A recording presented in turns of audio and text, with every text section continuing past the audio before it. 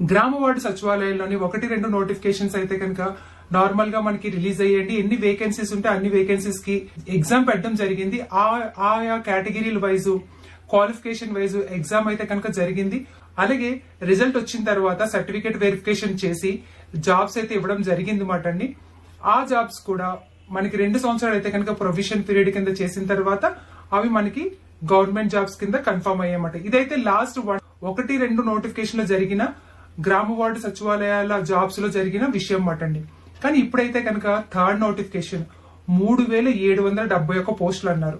So అందులో మళ్ళీ 1779 normal గా అసలు నోటిఫికేషన్ లేకుండా వచ్చే పోస్టులు, అలాగే 993 పోస్టులు అయితే కనుక డైరెక్ట్ నోటిఫికేషన్ రిలీజ్ చేస్తామని, అలాగే ఇంకొన్ని అయితే కనుక ఆఫీస్ సబార్డినేట్ పోస్టుల కింద out sourcing and contract basis లో ఇస్తారని లాస్ట్ టైం అయితే కనుక మనకి జీవో రావడం జరిగింది మాట.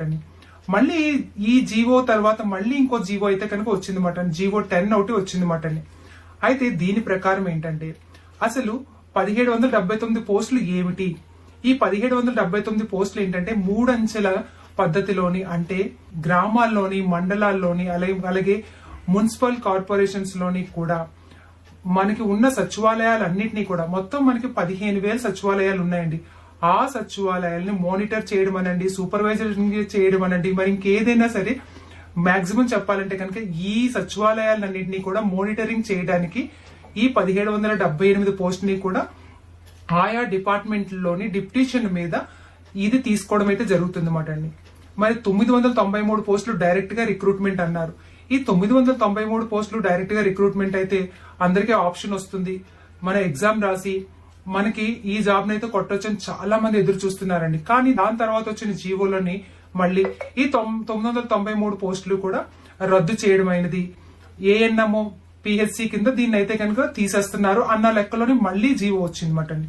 సో ఈ 993 పోస్టులు ఇంక లేనట్లేనా? మరి ఉన్నది ఇంకా ఆఫీసు సబార్డినేట్. ఈ ఆఫీస్ సబార్డినేట్ కూడా పెద్దగా ఏమీ కాదు మాట అండి. ఆఫీస్ ఫైల్ అందించడం గానీ, లేకపోతే ఇక్కడి నుంచి అక్కడికి జస్ట్ ఓన్లీ ఏదైనా హెల్పింగ్ పర్పస్ లో మాట అండి ఈ ఆఫీస్ సబార్డినేట్. ఇవి కూడా పెద్దగా ఏమీ లేవు మాట అండి. మన ఆంధ్రప్రదేశ్ లోని మొత్తం 26 జిల్లాల్లోని 260 పోస్టులు మాత్రమే తీస్తున్నారు మాట అండి. సో ఈ 260 పోస్టులు కూడా out sourcing and contract basis. దీనికి శాలరీ కూడా 15,000 ఉంటుంది మాట అండి. ఇది గవర్నమెంట్ జాబ్స్ అయితే కాదు మాట అండి, only out sourcing and normal గా కాంట్రాక్ట్ బేసిక్స్ జాబ్స్ అన్నమాట. అందుకే దీనికి 15,000 రూపాయలు ఫిక్స్డ్ శాలరీ ఉంటుంది మాట అండి.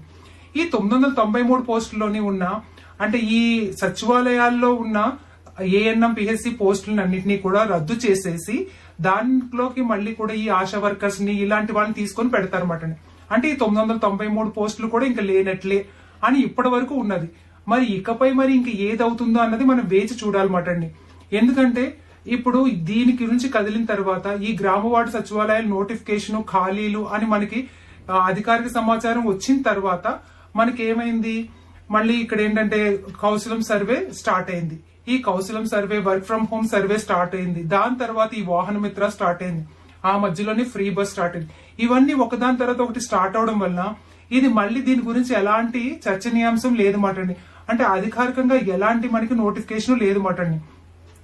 లాస్ట్ టైం వచ్చిన నోటిఫికేషన్ ప్రకారం అయితే 993 పోస్టులు కూడా లేనట్లే మాట అండి. ఎందుకంటే అక్కడక్కడ ఉన్న మనకి ఈ సచివాలయాల సిబ్బందిలో ఉన్న వాటిని డిప్యూటేషన్ కింద మార్పులు చేర్పులు చేయడమే తప్ప కొత్త నోటిఫికేషన్ లేదు. ఈ అవుట్ సోర్సింగ్ దానికైతే కనుక 26 ఉన్నాయండి జిల్లాకి.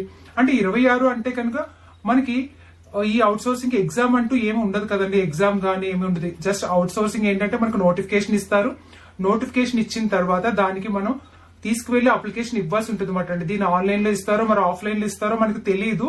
కానీ ఏంటంటే నోటిఫికేషన్ అయితే ఖచ్చితంగా ఇస్తారు. ఇచ్చిన తర్వాత అది జిల్లాల వైజ్ గా ఇస్తారో లేకపోతే డైరెక్ట్ గా అన్ని జిల్లాలకి కలిపి ఒకేసారి ఇస్తారో అన్నది ఇంకా అది కూడా తెలియదు అన్నమాట అండి. కానీ అవుట్ సోర్సింగ్ పోస్టులు అయితే మాత్రం ఖచ్చితంగా ఉన్నాయన్నమాట అండి. డైరెక్ట్ పోస్టులు అనేది మాత్రం ఇప్పటి వరకు కూడా ఎలాంటి సమాచారం లేదు. నెక్స్ట్ వచ్చే జీవో గురించి కానీ నెక్స్ట్ వచ్చే సమాచారం గురించి కూడా వెయిట్ చేయాలన్నమాట.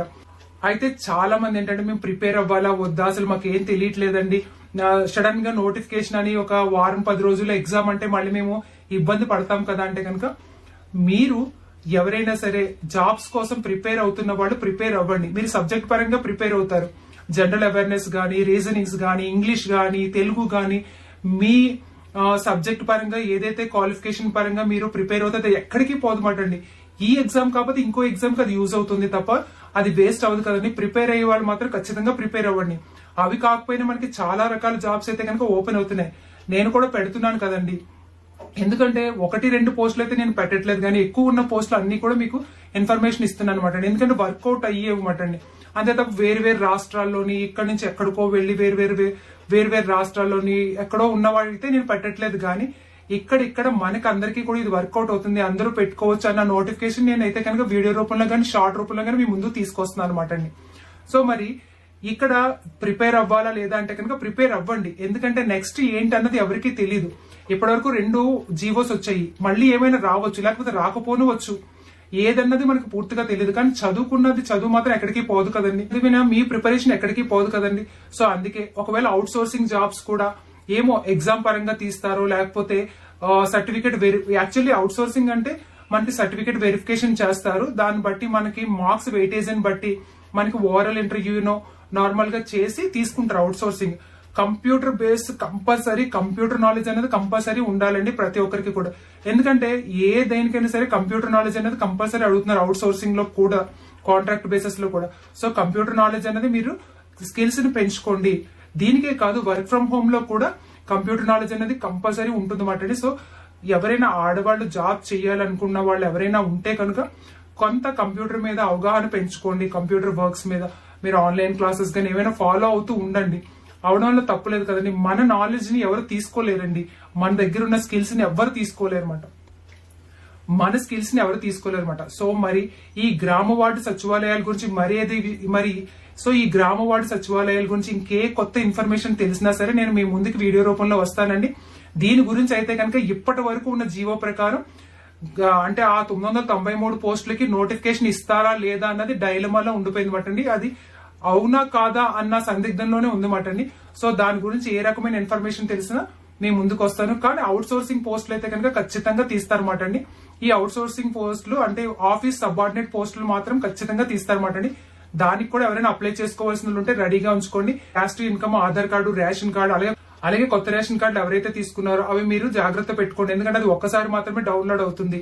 సో అందుకే ఆ తర్వాత క్యాస్ట్ ఇన్కమ్ ఎవరైనా సరే మీరు పాతవి కానీ ఇంకా కంటిన్యూ చేస్తూ ఉంటే కనుక కొత్తగా అప్లై చేసుకోండి. సచివాలయాలు కానీ లేకపోతే మీ సేవకు కానీ వెళ్ళి మళ్ళీ అప్లై చేసుకుంటే కొత్త సర్టిఫికేట్స్ ఇస్తున్నారండి, అవి మీకు పనిచేస్తాయి అన్నమాట. ఎందుకంటే అప్పటికప్పుడు ఇవి పని చేయవు అంటే మళ్ళీ మీరు పరుగులెత్తాలి కనుక. సో ఇవన్నీ రెడీ చేసుకుని ప్రిపేర్ అయ్యే వాళ్ళు ఖచ్చితంగా ప్రిపేర్ అవ్వండి. ఈ జాబ్ కాదు, ఇంకో జాబ్ కి అయినా సరే మీ ప్రిపరేషన్ పనికొస్తుంది అన్నమాట అండి. ఇంకా ఏ రకమైన నోటిఫికేషన్స్ గానీ లేకపోతే కొత్తగా ఈ గ్రామ వార్డు సచివాలయం గురించి ఇన్ఫర్మేషన్ వస్తే మళ్ళీ మీ ముందుకు వీడియో రూపంలో వస్తానమాట అండి. సో మరి ఈ వీడియో నచ్చితే లైక్ చేయండి, షేర్ చేయండి, సబ్స్క్రైబ్ చేయండి.